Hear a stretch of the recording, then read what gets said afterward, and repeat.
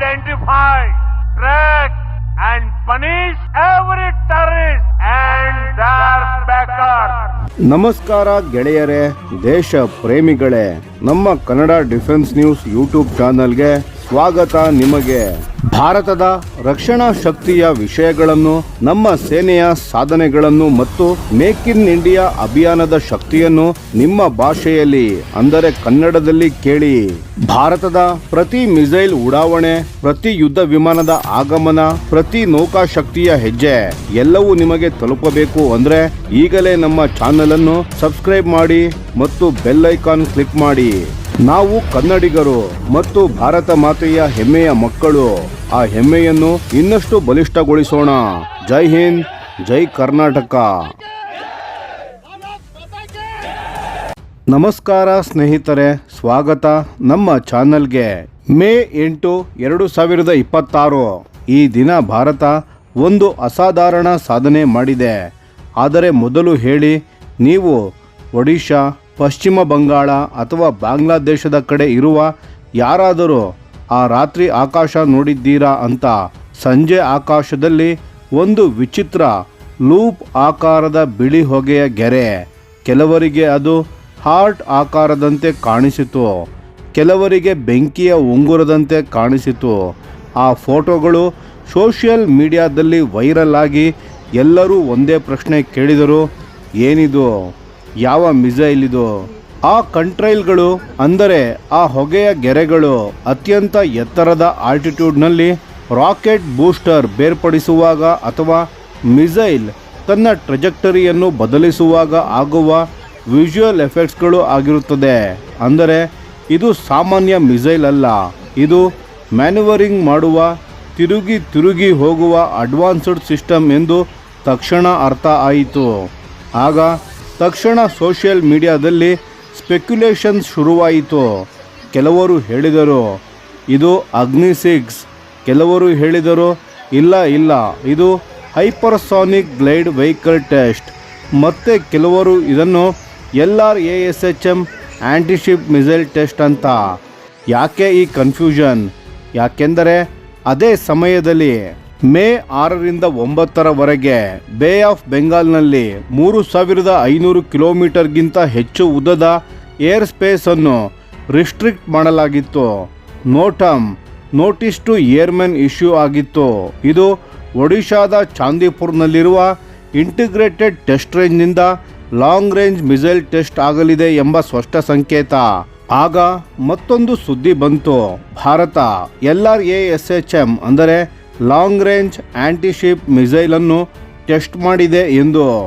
ಇದು 2 stage hypersonic glide vehicle configuration, Mach 10ರ ವೇಗ, 1500 ಕಿಲೋಮೀಟರ್ಗಿಂತ ಹೆಚ್ಚು ರೇಂಜ್, ನೇವಲ್ ಟಾರ್ಗೆಟ್ಸ್ಗಳನ್ನು ಪ್ರಿಸಿಷನ್ ಆಗಿ ಹೊಡೆಯುವ ಕೆಪಬಿಲಿಟಿ. ಇದು ಒಂದು ದೊಡ್ಡ ಸಾಧನೆಯೇ.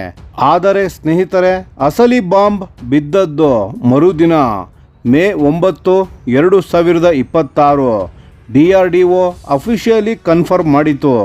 Doctor APJ Abdul Kalam Island, ಒಡಿಶಾದಿಂದ advanced Agni missile with MIRV system ಅನ್ನು ಸಕ್ಸಸ್ಫುಲ್ಲಿ ಟೆಸ್ಟ್ ಮಾಡಲಾಗಿದೆ ಎಂದು. MIRV multiple independently targeted reentry vehicle. ಇದರ ಅರ್ಥ ಏನು ಅಂತ ಗೊತ್ತಾ? ಒಂದೇ ಮಿಸೈಲ್, ಒಂದೇ ಲಾಂಚ್, ಅದರ ಕೆಳಗೆ ಹಲವು ವಾರ್ಹೆಡ್ಗಳಿವೆ. ಆ ವಾರ್ಹೆಡ್ಗಳು ಮೇಲೆ ಹೋಗಿ ಕೆಳಗೆ ಬರುವಾಗ ಪ್ರತಿಯೊಂದು ತನ್ನದೇ ಆದ ಭಿನ್ನ ಟಾರ್ಗೆಟ್ಗಳನ್ನು ಹುಡುಕಿ ಹೋಗಿ ಹೊಡೆಯುತ್ತವೆ. ಅಂದರೆ ಒಂದೇ ಮಿಸೈಲ್ ಒಮ್ಮೆಗೆ ಹಲವು ಸಿಟಿಗಳನ್ನು, ಹಲವು ಮಿಲಿಟರಿ ಬೇಸ್ಗಳನ್ನು, ಹಲವು ಟಾರ್ಗೆಟ್ಸ್ಗಳನ್ನು ಡೆಸ್ಟ್ರಾಯ್ ಮಾಡಬಲ್ಲದು. ಹಿಂದೂ ಮಹಾಸಾಗರದಾದ್ಯಂತ ಹರಡಿದ ಬೇರೆ ಬೇರೆ ಟಾರ್ಗೆಟ್ಸ್ಗಳನ್ನು ಈ ಮಿಸೈಲ್ ಟ್ರ್ಯಾಕ್ ಮಾಡಿ ಭೇದಿಸಿ ಮಿಷನ್ ಅನ್ನು ಪೂರ್ಣ ಮಾಡಿದೆ.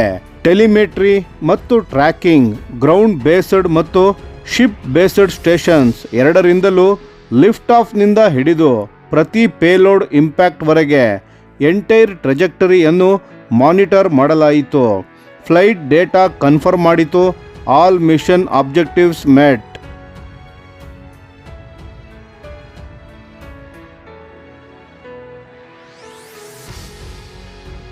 ರಕ್ಷಣಾ ಮಂತ್ರಿಯವರಾದ ರಾಜನಾಥ್ ಸಿಂಗ್ ಅವರು DRDO, ಇಂಡಿಯನ್ ಆರ್ಮಿ ಮತ್ತು ಇಡೀ ಇಂಡಸ್ಟ್ರಿಯನ್ನು ಕಂಗ್ರ್ಯಾಚುಲೇಟ್ ಮಾಡಿದ್ದಾರೆ.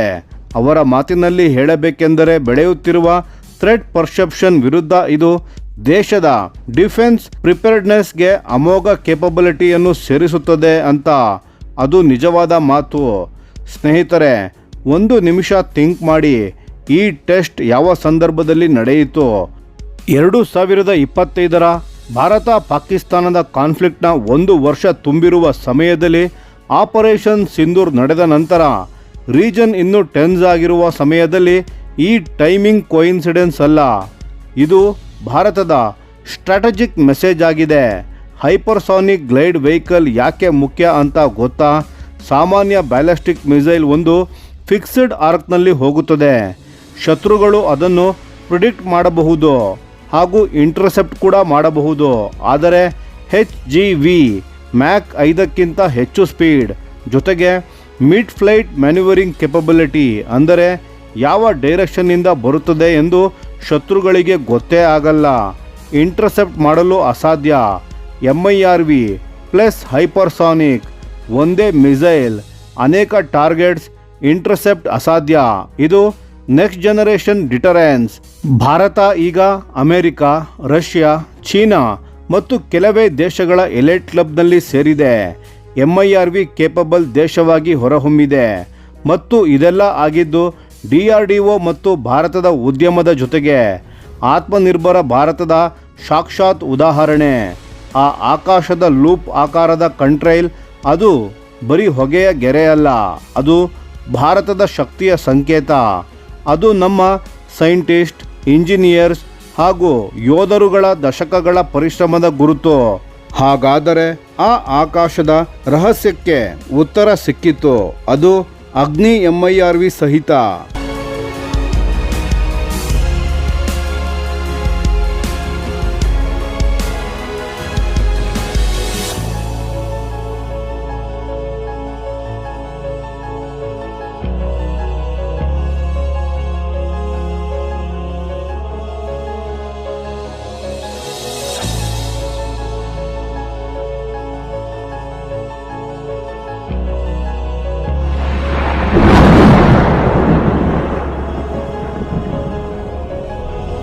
ಈ ವಿಡಿಯೋ ನಿಮಗೆ ಇಷ್ಟವಾಗಿದ್ದರೆ ಲೈಕ್ ಮಾಡಿ ಮತ್ತು ನಮ್ಮ ಚಾನೆಲನ್ನು ಸಬ್ಸ್ಕ್ರೈಬ್ ಮಾಡಿ ಹಾಗೂ ಬೆಲ್ ಐಕಾನ್ ಒತ್ತಿ.